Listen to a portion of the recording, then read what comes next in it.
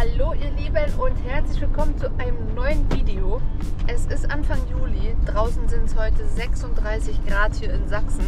Wir sind aber auf dem Weg nach Norden, alleine auch schon deswegen, weil uns solche hohen Temperaturen meistens zu schaffen machen, vor allen Dingen die Nächte. Und wir freuen uns drauf, dass wir bald in Schweden sein werden. Jetzt müssen wir natürlich erstmal noch die Strecke schaffen und mit der Fähre übersetzen.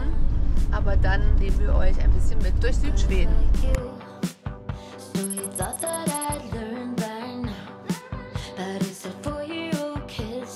So, wir sind jetzt nach einer wirklich langen Fahrt endlich angekommen. Wir sind hier am Stettiner Haff und es ist wunderschön, ja. Wir waren auch gerade noch mal eine Runde baden und jetzt ist es aber langsam, wird es langsam ein bisschen schattig und die Mücken kommen raus. Deswegen machen wir uns jetzt noch ein kleines Abendessen und dann ist für heute Feierabend.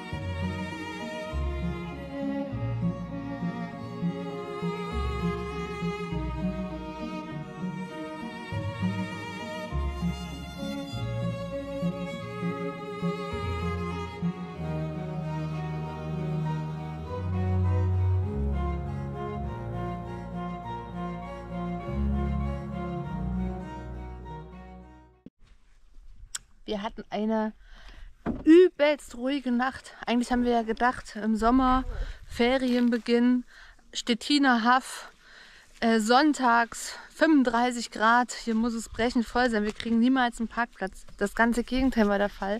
Es war super ruhig, entspannt. Wir standen hier in der Nacht ganz alleine. Schaut, hier ist der Parkplatz. Mini, Chrissy, Hedi. Und wir hatten eine wirklich herrliche Nacht.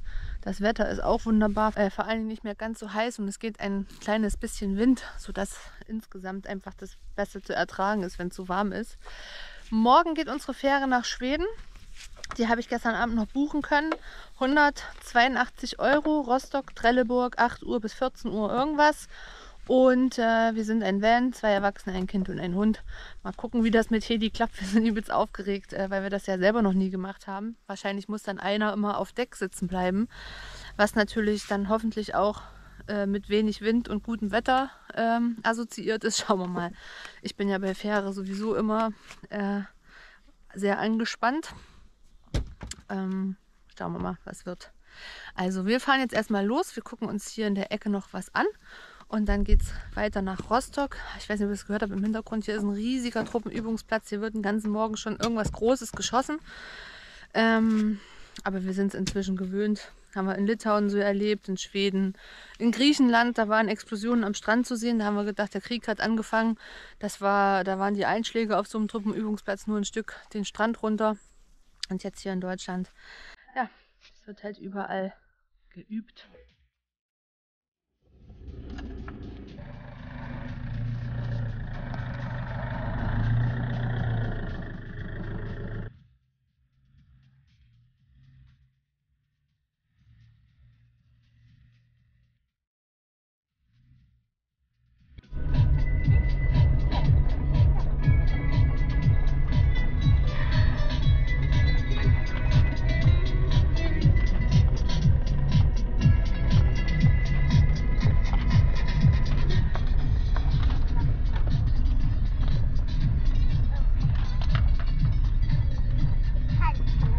Wunderbar durch den Montag mit 80s. Ich bin schon. Ich hasse es. Das habe ich schon. Kennt ihr das noch von früher? Du fühlst den Song gerade richtig und nimmst ihn mit deiner Kassette am Kassettenrekorder auf. Und dann kommt der Verkehrsfunkpiep und dann labern sie los. Ist jetzt auch gerade passiert. Ich habe es gerade so gefühlt. Scheiße.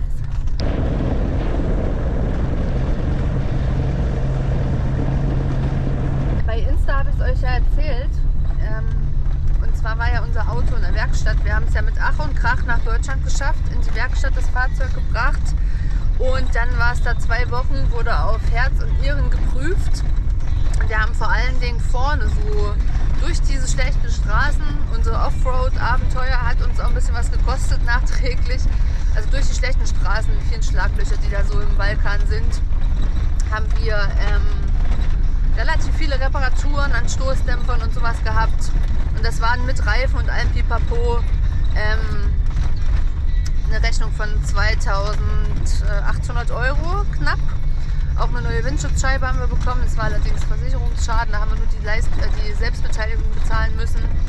Aber 2.800 € ist schon mal ein Brett. Und deswegen tut es jetzt besonders weh, so eine hässliche Straße zu fahren.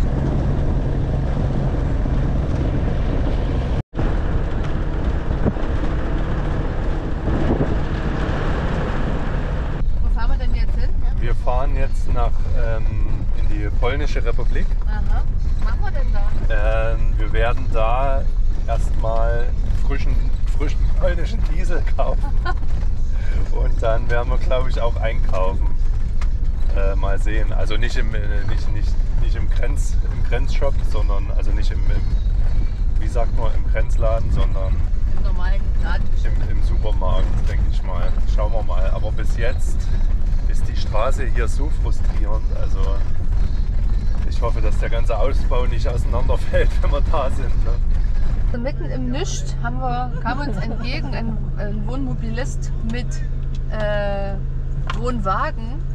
Mit dem gleichen Nummernschild wie wir, lustigerweise. Ja, wir wollten. Und irgendwie ist der in die falsche Richtung unterwegs. Jetzt ist gerade wollen wir aber nach Rostock zurück. Es ist gerade die Diskussion darüber im Brand, ob wir falsch fahren oder der. Auf jeden Fall wollen wir in die gleiche Richtung eigentlich. Aber ja, mal sehen. Mal schauen, was rauskommt. Die wollen nach Stettin, wir auch.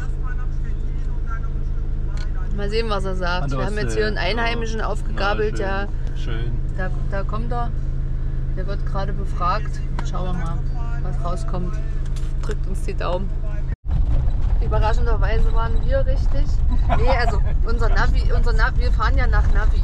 So, der hat jetzt behauptet, wir sind in die falsche Richtung und er in die richtige, aber wir fahren ja nach Navi. Aber die Einheimische hier, die junge Frau, hat ihm bestätigt, er ist leider falsch, jetzt muss er umkehren. Er hat gesagt, es geht jetzt noch 10 Kilometer so weiter auf diese Holperstrecke. Der wird wahrscheinlich nachher seine ganzen Schränke wieder einräumen müssen, weil hinten im Wohnwagen, da schaukelt es ja noch mehr. Ich drücke ihm die Daumen, wenn du unser Video guckst, lieber Reisefreund. Ich hoffe, du hattest eine schöne Zeit und bist gut in Stettin angekommen. Liebe Grüße!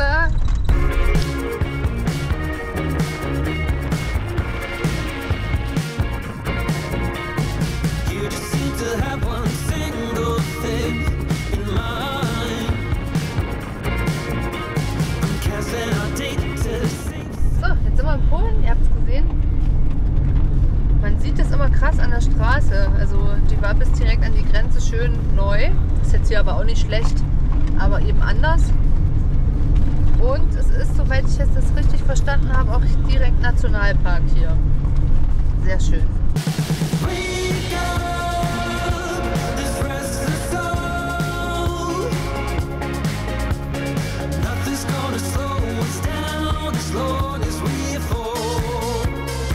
Wir waren mittlerweile in Polen, waren einkaufen, haben getankt und sind jetzt unterwegs nach Rostock.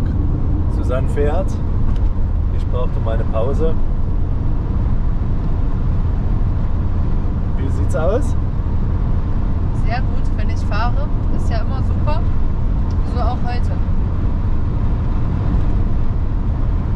Guten Morgen, ihr Lieben. Wir haben uns gestern gar nicht mehr gemeldet. Wir sind noch bis nach Rostock gefahren.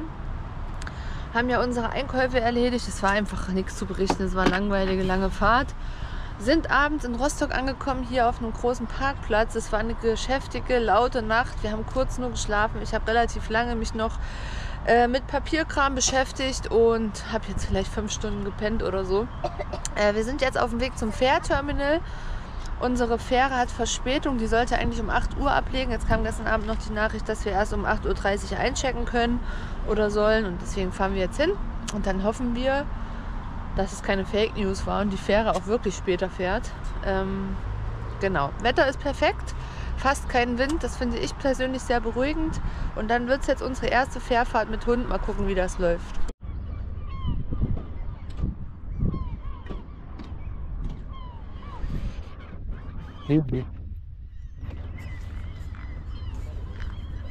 So, Edi hat gerade einen anderen Hund gesehen. Wir warten jetzt auf die Fähre, dass wir einchecken können. Und dann geht's ab nach Schweden. Wir freuen uns auf jeden Fall übelst. Und ja, bis gleich.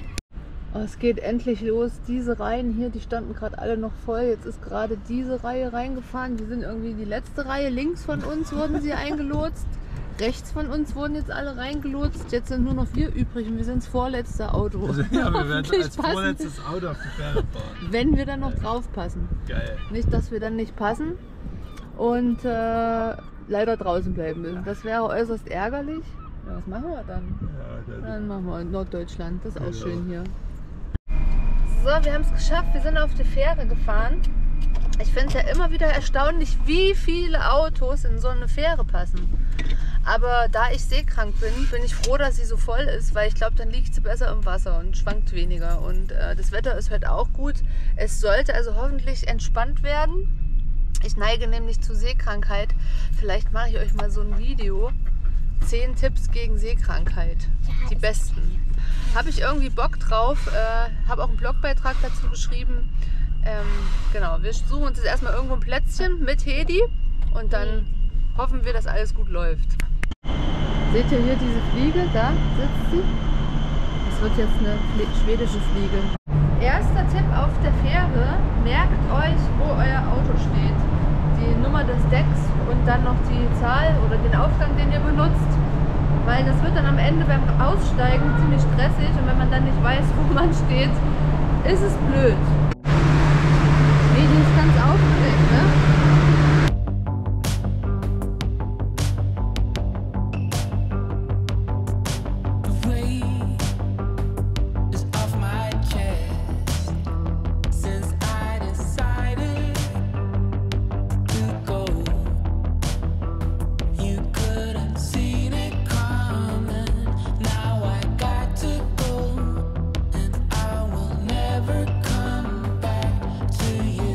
Was machst du?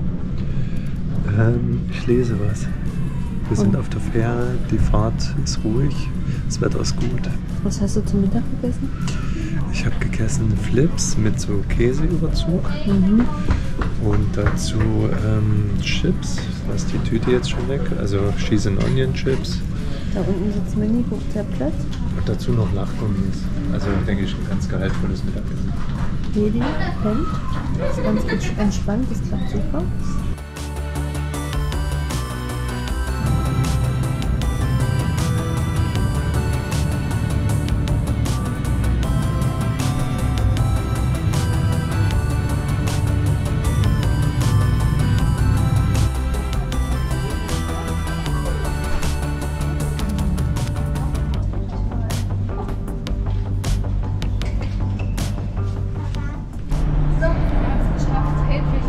Erleichtert, dass sie nicht mit der Fähre untergegangen ist und in der Ostsee ersoffen ist, sondern lebend in Schweden angekommen ist.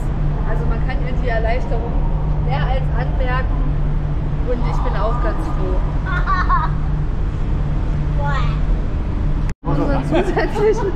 Unseren zusätzlichen Stauraum, ja, machen wir ja auch, und das Kopfkissen. So hier im Gaskasten. Stunde. Legst einfach hier so hin. So, unser Weindepot. Oh, hier gibt es eine leichte Undichtigkeit, ey. Aber du hast doch zugedreht. Ja, das stinkt da immer so.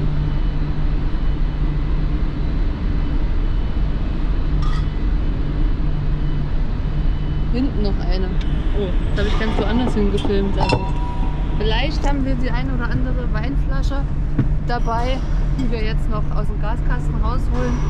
Falls einer da reinguckt, ist immer noch zugedreht, check's nochmal. Ja, ja, ist zu. Ja. Alles gut. Falls da einer reinguckt, das darf man nämlich gar nicht machen.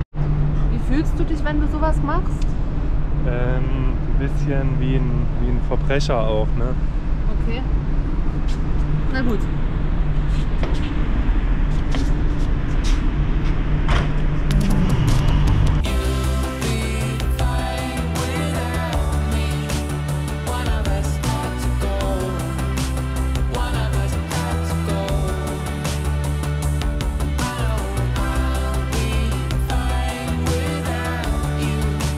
One of us had to go.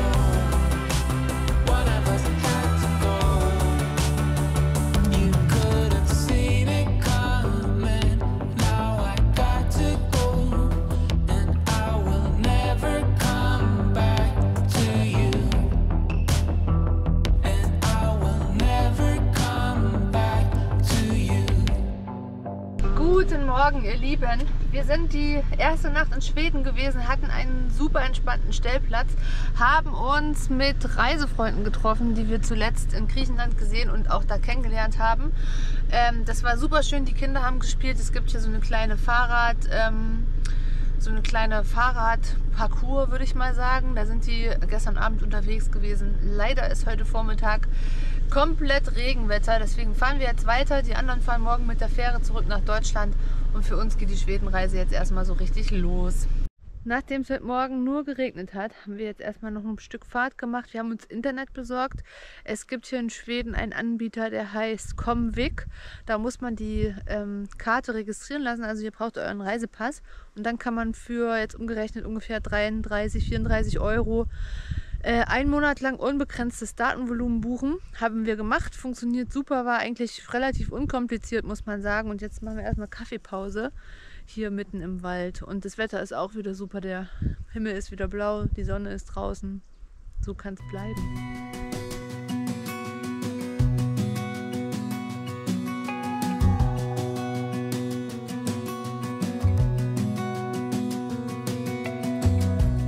As a young girl, the fields were mine. We played hide and seek for hours, raised our shadows among the pines. So offshore, playful and free, without a care in the world. I was one rich little girl, daydreamer, kidnap me, take me back, all the way back to them days, running around in a gown and a crown, barefoot.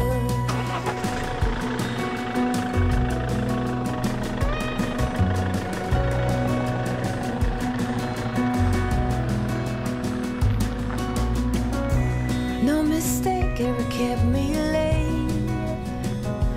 We spent summers catching fireflies and winters on our skates.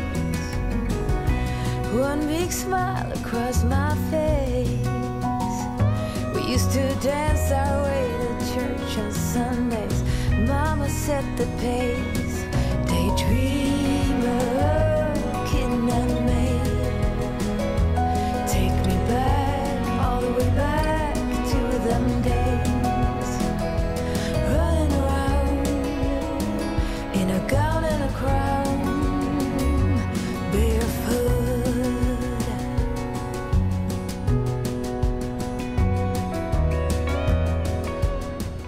So, während des Autofahrens hat Susanne ein paar Pilze gesehen von der Straße aus.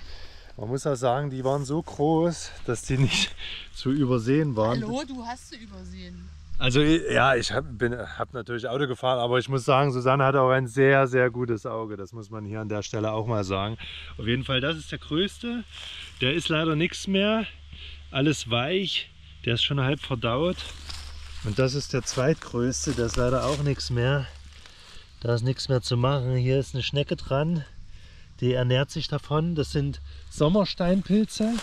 Aber es ist auch ein sehr schönes Exemplar, haben wir noch gefunden. Der ist richtig schön, richtig fest. Also das ist ein Sommersteinpilz. Das ist ein Sommersteinpilz, sag mal. Oh, der ist richtig schön, richtig fest. Das ist ein Sommersteinpilz, wie er wirklich im Buche steht. Richtig cool, ich freue mich richtig. Top. Boah, der ist richtig fest, der ist wie so eine... Oh, war schon der Schneckling dran. Das ist egal. Das ist egal. Der ist wie so eine, guckt euch mal bitte, der ist noch ganz jung. So in 2-3 Tagen wäre er wahrscheinlich doppelt so groß, aber der ist wirklich perfekt. Und der ist ganz fest und duftet. Jung, knackig. Ja, Steinpilz halt. Ideal. Jetzt müssen wir noch ein bisschen suchen hier. Los geht's. So, wir haben leider keine weiteren Pilze gefunden, aber dafür einen wunderschönen Stellplatz. Hier mitten im Wald. Ganz alleine. Und jetzt laufen wir noch eine kleine Runde mit Hedwig und genießen die Abendatmosphäre. So, wir sind jetzt hier beim Spazierengehen. Nein, nicht den Pantherpilz, Hedi, das ist giftig. So, wir sind jetzt hier beim Spazierengehen nochmal in eine Waldlichtung gegangen.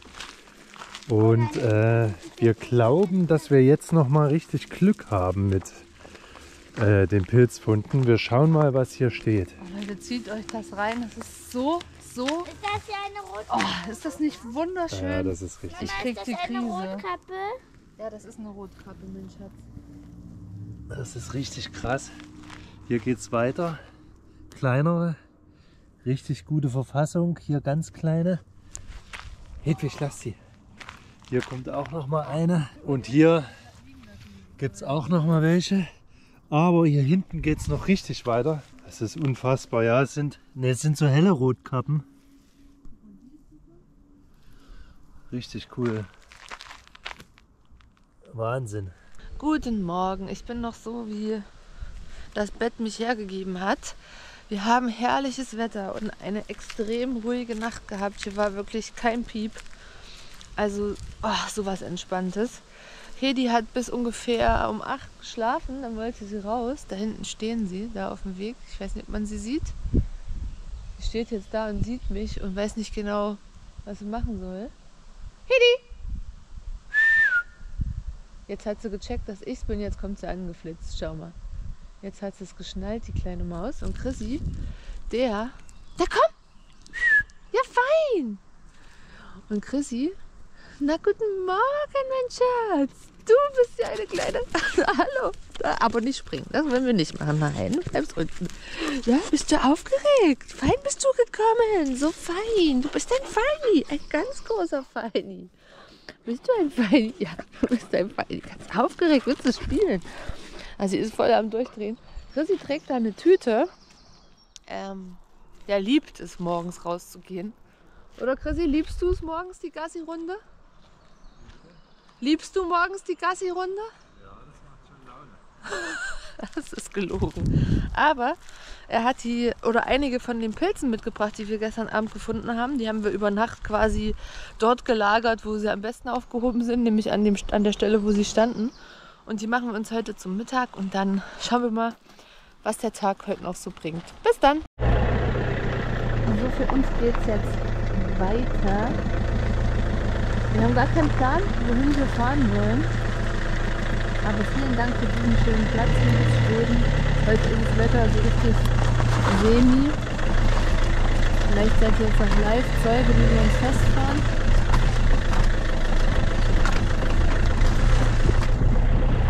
Ja, das ist alles so weicher Sand-Schotter-Mix.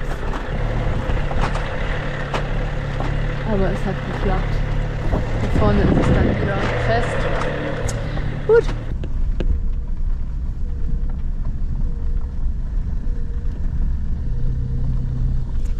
So, beachtet man nicht hier vorne, ich mache meinen Finger hier hin, dass man den nicht sieht.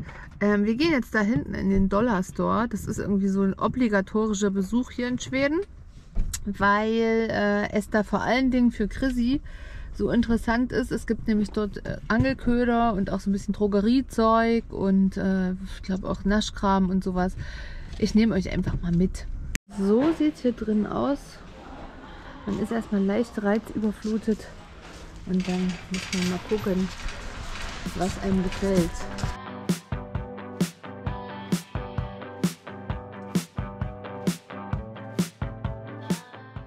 Ihr Lieben, wir sind an unserem heutigen Stellplatz angekommen, hier so mitten im Wald, da im Hintergrund. Da seht ihr einen kleinen See. Der Chrissy ist da auch gerade ein bisschen angeln. Und Hedi hat hier gerade eben dieses kleine Schweinchen abgestaubt. Ja, zeig's mal, den Schwein. Und sie feiert es so krass. Also sie liebt es regelrecht. Schaut mal, jetzt will sie es euch gar nicht zeigen, nicht, dass wir es ihr noch wegnehmen. Hedi, zeig mal dein Schwein. Sie selber ist eigentlich auch ein bisschen wie ein Schwein. Schaut euch mal das Fell an. Ist nämlich hier in diesem Morast rumgerannt. Jetzt kann ich sie gerade nicht reinlassen. Muss man nachher erstmal sauber machen. Aber sie ist noch so richtig on fire mit diesem Schwein. Deswegen muss sie sich erst noch ein bisschen austoben. Wir gucken nach Westen. Wir werden also, wenn wir Glück haben, heute ein bisschen den Sonnenuntergang beobachten können. Drückt uns die Daumen. Ansonsten, wenn es euch gefallen hat, wie wir hier nach Schweden gekommen sind und euch interessiert, was wir weiterhin hier noch machen, dann vergesst nicht, unseren Kanal zu abonnieren und lasst uns einen Daumen nach oben da. Wir sehen uns im nächsten Video. Bis dahin. Tschüss! feel